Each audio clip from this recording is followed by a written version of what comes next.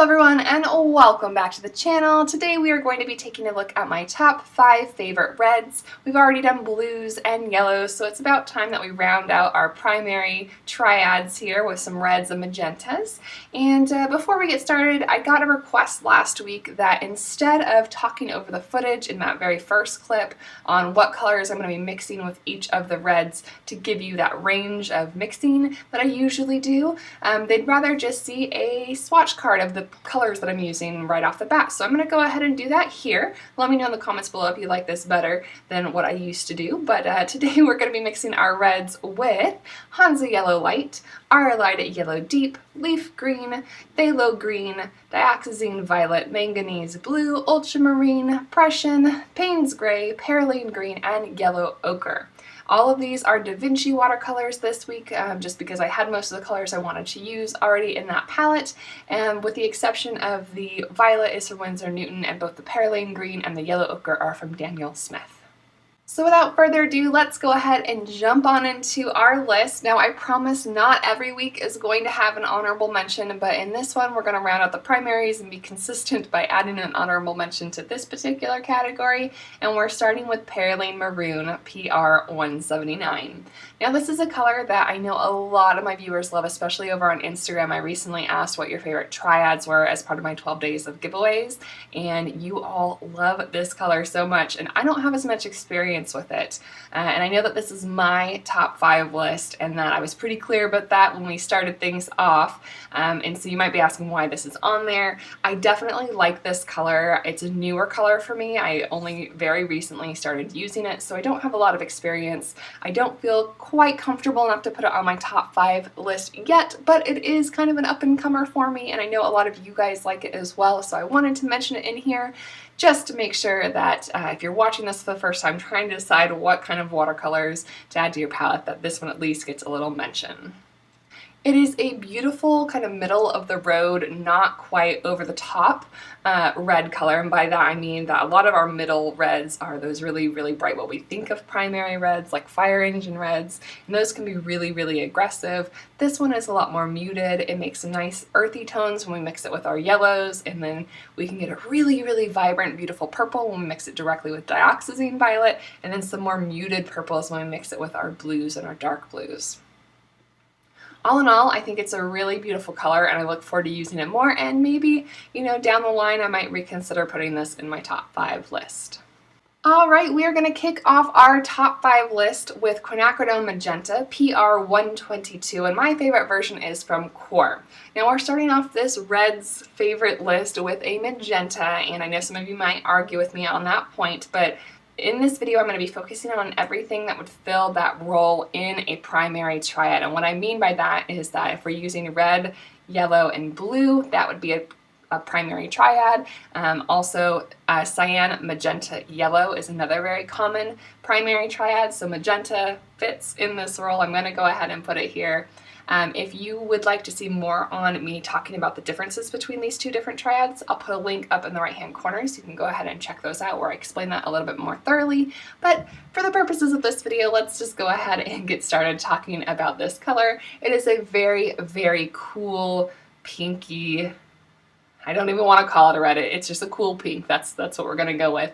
It is not going to make very vibrant oranges for you, but it will make beautiful, bright, clear, punchy violets. I also think that mixed with the yellows rather than a bright orange, you can get some tones that can actually work really well with a skin tone type of palette or feel, and you can adjust those up or down, you know, in the value depending on what you need them for. I also really like the color it makes when you mix it with phthalo green. It's like this really cool, muted, dark green color, and it also makes some really beautiful purples when you mix it with the darker blue from Payne's Gray and the PERYLENE Violet as well. Moving on to number 4 on our list, this is going to be a little bit controversial, but it is QUINACRIDONE Rose, and in this particular video I'm using Daniel Smith's version. All of them are PV19, and if you have watched any of my channel before, you probably already know that PV19 varies quite a lot. It can go all the way from red to purple, and this one is kind of right on the cooler side of the pinks, a little bit warmer than that magenta we just looked at. And the reason I said this is controversial is because this is a very, very, very very popular color and I use it a lot. And I did want to take a moment in this video to address that I had a unique problem with this video when I was going to compile it. In my blues and yellow videos, I had a really hard time because there were so many favorites that I had, and like I wanted them all to be able to be in the number 1 and 2 spots. With the reds, I actually had this weird thing where like I don't have a strong opinion about them. I like them, I use them, and they can just kind of be where they are, and so I tried to prioritize them based on any kind of gut feeling I had about them. And while I love quinacridone rose and I use it a lot, there were a couple other colors that I wanted to boost a little bit higher on the list. So take that with a grain of salt. I definitely recommend this color. I think it's a fantastic color to start off with, especially if you're just new to watercolor. I would recommend not getting the quinacridone magenta right away, but quinacridone rose should have a place on just about any palette. I absolutely love the versions also by M. Graham and Mission Gold. Mission Gold is probably my favorite, but if you buy a single tube of it, it is outrageously expensive. So I myself have not replaced it since I got my original starter set of Mission Gold paints, and quinacridone rose from either Daniel Smith or Mission Gold is going to be more affordable for you. Third on the list, we have got our first true Fire Engine red. This is Pyrrol Red by Daniel Smith, PR 254. I've used a lot of these kind of middle tone reds, and this one is my favorite. I like Naphthol Red, which is PR 112, and there's different brands of this PR 254, but Daniel Smith's is my favorite. I really like it. It retains a lot of the vibrancy. I will say that some issues that I've had with this type of color is that they do tend to have a large drying shift, so they will dry a lot lighter than they first appear when you put them down. These bright warm reds are going to be the reds that are really great at making really vibrant, beautiful oranges for you. When you mix it with the leaf green, you're going to get a really beautiful middle brown color, which is really helpful if you don't have any natural tones on your palette. And then as you move into the violets, you will notice here that we will have some kind of duskier purple colors. When you mix a warm red that has yellow in it already into a blue, you're technically mixing all 3 primary colors together. So when you start to do that, you are going to get more muted tones. So here you can see with our Pyrrol Red that it's not going to be quite as vibrant as our previous 2 colors with the quinacridone rose or the quinacridone magenta. I do love that really dark, dusky blue-gray that you get when you mix it with Prussian blue, so that's probably my favorite mixture on here other than that really nice, vibrant, bright orange. As we approach number 2, I had a situation similar to last week, and that is that there are 2 colors on this list that happen to be my 2 favorite reds that are incredibly similar to each other, and so it was really hard for me to decide which one to put on my list. I ended up going with my gut for the number 1 spot, which we'll get to in just a moment. So in the number 2 spot is Alizarin Crimson Quinacridone from DaVinci.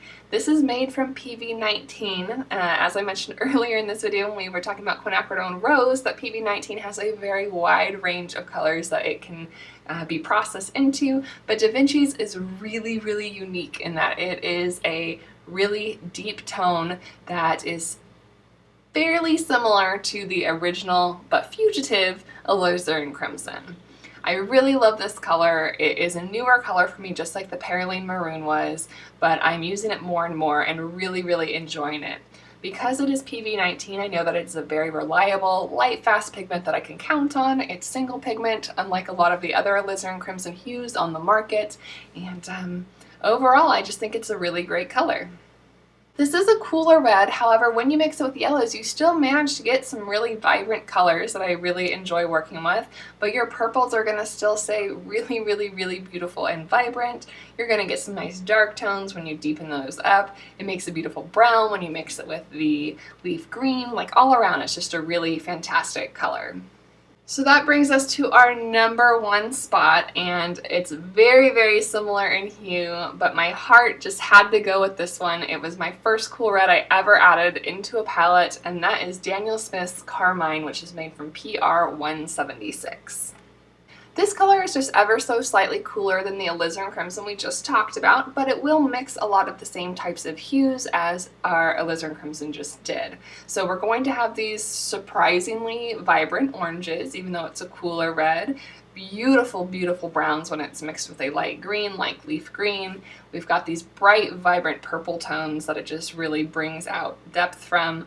And when you mix with the darker tones, it makes these beautiful, deep purples. So you might be thinking, Denise, it sounds like you absolutely love this color. Why was it hard for you to choose between it and the alizarin crimson? And that is because that the carmine is just a little bit less light fast than all of the other colors on this list. It is rated as a 2 according to Daniel Smith on their scale, with 1 being the highest. And it's not rated by ASTM according to Daniel Smith's color chart and packaging.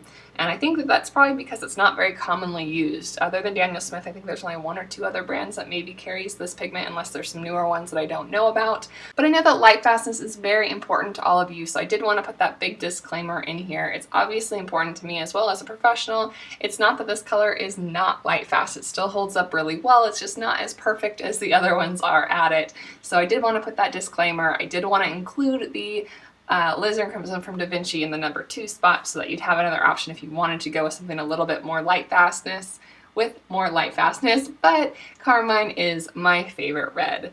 I am almost out of it. I have a little bit more in my large studio palette that I work out of, and I haven't decided yet if I'm going to be replacing that with the alizarin crimson or if I'm just going to go ahead and buy another tube of Daniel Smith's carmine. But maybe you can help me decide. So let me know in the comments below what you think. If you've used this carmine before, if you like it, if you don't like it, let me know what your favorite reds are in the comments below. And I look forward to reading through those.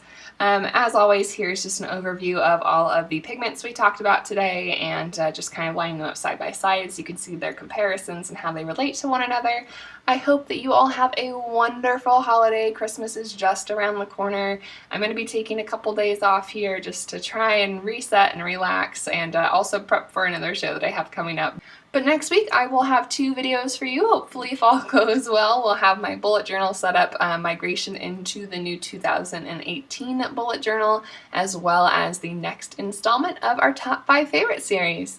Thank you as always to my patrons who support me over on Patreon, especially to my producers. You guys are amazing. Thank you so much for your support. I hope you all have a wonderful, wonderful holiday, and I will see you next time.